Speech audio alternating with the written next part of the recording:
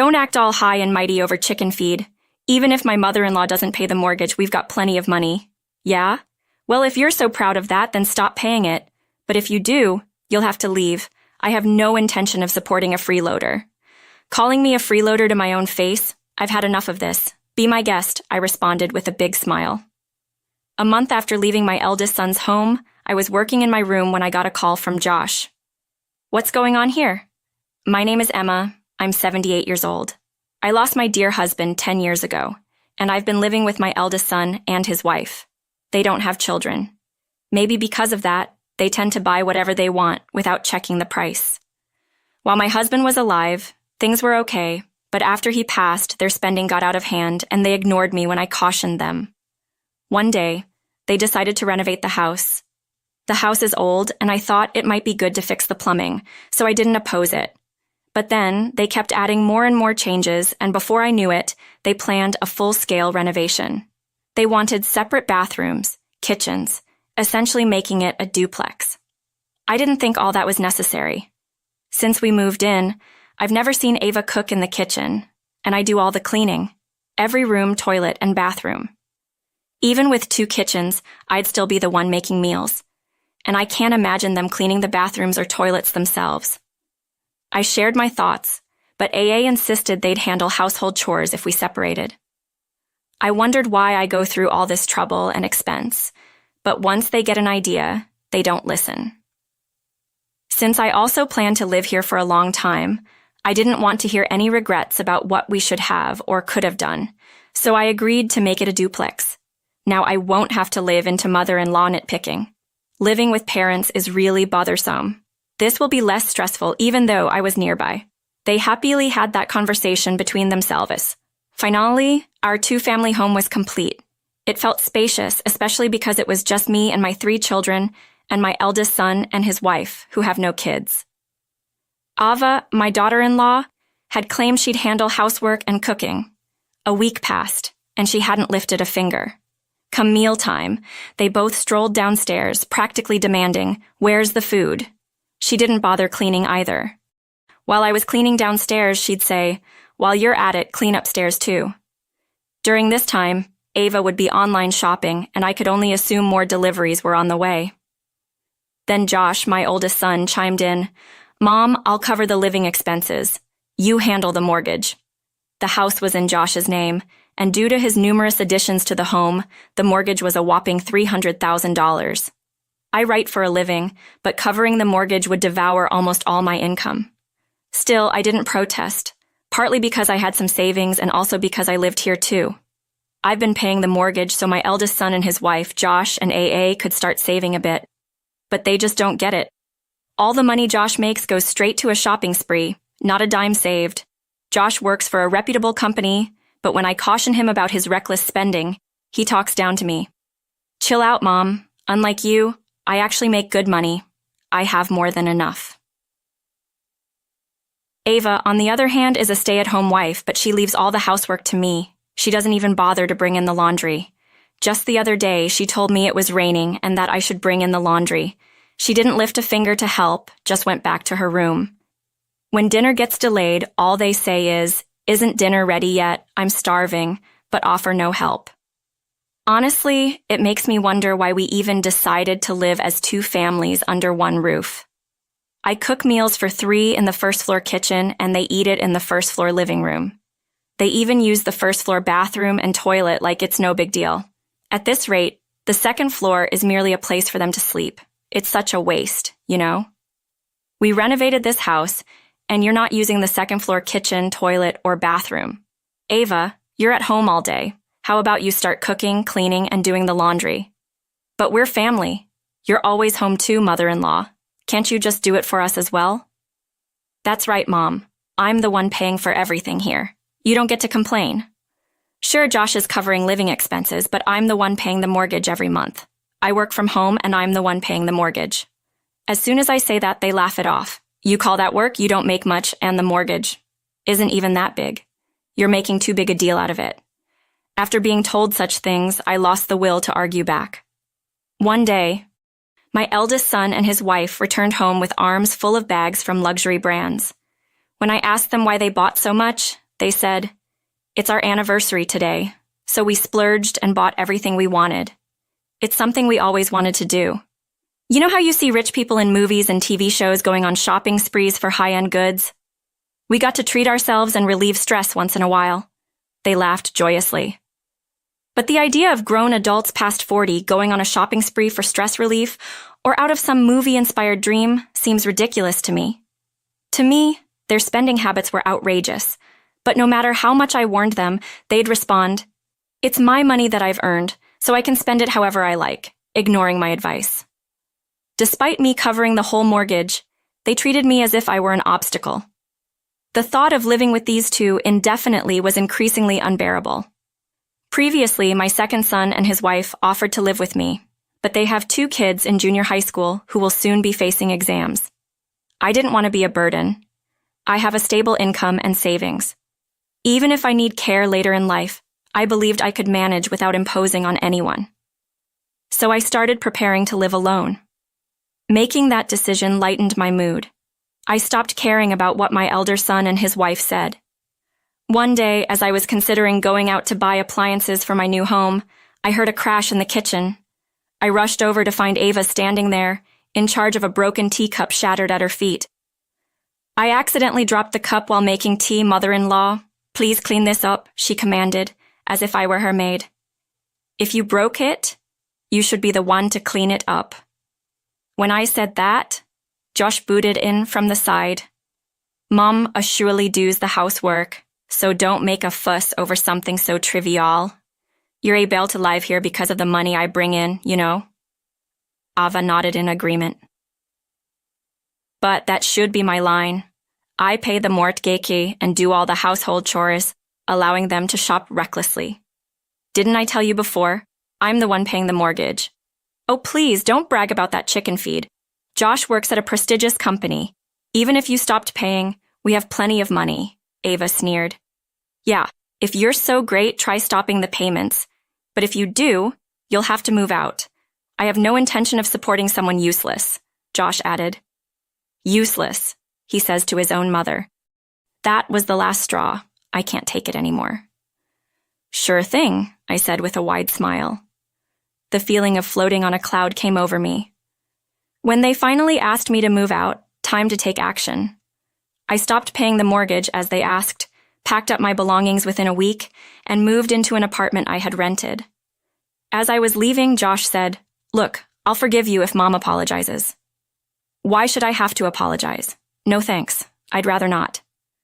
Knowing I don't have to see your faces anymore makes me quite happy. Don't come crawling back. Believe me, that day will never come. Take care, both of you. I left the house with a sense of freedom. Later, I called my second son and his wife to tell them that I had moved. They were concerned, but their kids offered that I could live with them. I thanked them, but I already had a new place. And to be honest, I was looking forward to living alone, writing from home, living just for myself. It was something to look forward to. 1 month after moving out from my eldest son's house, the stress had disappeared, and I was thoroughly enjoying my solo life. Then one day, while I was working in my apartment, I got a call from Josh. Hey, what's going on? What do you mean? $2,500 was withdrawn for the mortgage. And your point is? What? There's no way the monthly mortgage shot up just because of a renovation. Josh clearly underestimated the cost of a home loan. I was stunned. How could he not know this, with his good education and a job at a reputable company? Any renovation as extensive as the one they did couldn't be cheap. He never looked at prices and obviously thought my income was lower than it was, probably assumed it was a manageable amount, given the massive charges they wanted. Despite my objections, it's no surprise the total cost went up. So I told Josh the cost of the renovation, and he said, What, that much? How are you paying for it? There's no way you could afford that. Did you use Dad's insurance money or something? You really think my income is that low? What, it's a side hustle, right? You're probably making what, $200 to $300 a month? I make enough to pay the mortgage every month. Wait, what? I had never shared any details about my job or income with my eldest son and his wife. I assumed that if they knew, they'd expect me to cover all their living expenses, and their frivolous spending would go through the roof. But I was surprised by the $200 to $300 a month estimation. How can you pay the mortgage? Is that high and still cover living expenses? You work for a renowned company with a good salary, don't you? Why not stop spending recklessly and live frugally? You'd manage. We have credit card payments too. Just sell off everything you've bought. You recently bought a ton of high-end brands, didn't you? Sell them, live frugally, and start paying off your debt. Why bring this up now? And you're acting so high and mighty. Why didn't you say anything sooner? I wish these grown adults would quit their tantrums. It's my eldest son and his wife who've been spending recklessly, not listening to anyone. So where are you living now, Mom? You're staying with my brothers, aren't you?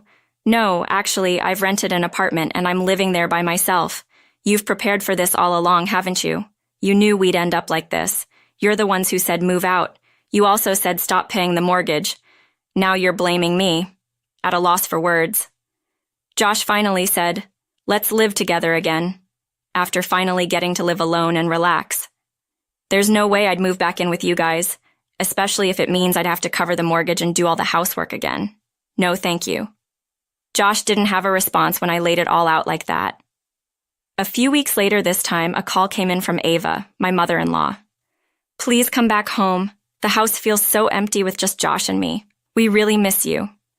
Her voice was unusually soft, almost whiny.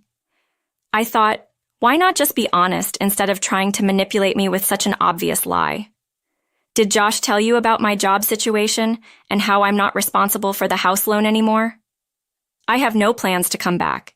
You two should figure out how to cut costs, but it's too late for that. We've already maxed out our credit cards. Mother-in-law, you're living alone in a tiny space, aren't you? Why not move back in and be with us? I'm perfectly fine alone, thank you. I only have to cook for myself.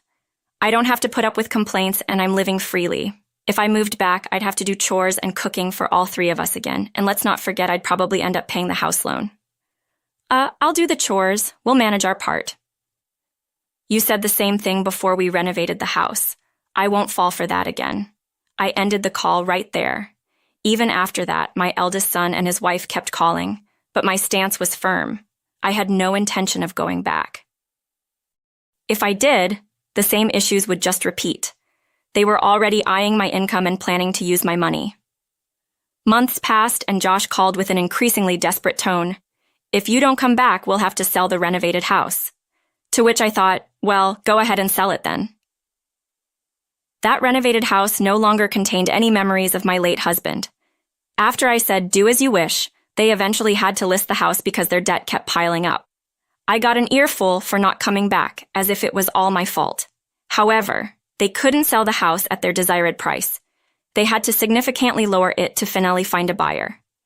Even with the renovation, the house is pretty old and not in a great location, so it's not the kind of property that would sell high. After selling the house, it seems that my elder son and his wife moved into a cramped apartment because they sold their previous home at a low price. They haven't finished paying off their mortgage yet. On top of that, they have credit card payments. Altogether, they have quite a bit of debt. You'd think they would both buckle down to pay off the debt little by little, but instead, they argue every day, apparently all because of the debt. Their shared hobby used to be shopping to their heart's content, but now they can't afford to buy whatever they want without worrying about the cost. Despite that, they both have a shopping addiction and can't stop spending. They both shop in secret from each other, it seems.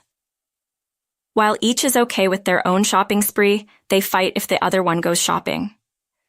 Josh argues that it's his hard-earned money, so it's only fair he gets to spend it.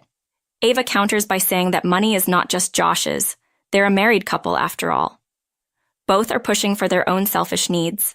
They're cut from the same cloth. Afterward, Josh let his frustration at home spill over into work. He started yelling at his subordinates every day and ended up getting demoted. Ava still contacts me for help. When I ask what she does all day, it turns out she's not even trying to work. She's just lazing around at home. Usually you'd think someone would try to work off their debt before asking for help. If you want my advice, it's this. Stop relying on others for everything and start taking action yourself. I sent Ava my final piece of advice. I can't say if my words made a difference, but I never heard from Ava again after that. I have no idea what became of those two. A year has passed since I left my eldest son's home. I continue to work and live a peaceful life alone. About a month ago, I got assigned to write a feature article on bakeries. In the process, I visited various bakeries and found myself falling in love with bread. Now I'm attending a bread-making class. The class attracts a diverse crowd, from people my age to younger folks in their 30s. Though we vary in age, we all share a love for bread. And that's usually what we end up talking about. We make bread together and relish the freshly baked loaves, engaging in pleasant conversations centered around bread. I find these moments incredibly fulfilling. My eldest son and his wife filled their lives with luxury items and spacious homes. Their endless shopping spree has led them into a debt-filled life they're now struggling to escape.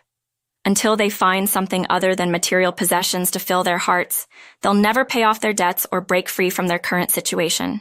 For me, true happiness lies not in luxury, but in making and enjoying bread with like-minded friends, savoring the mouth-watering aroma of fresh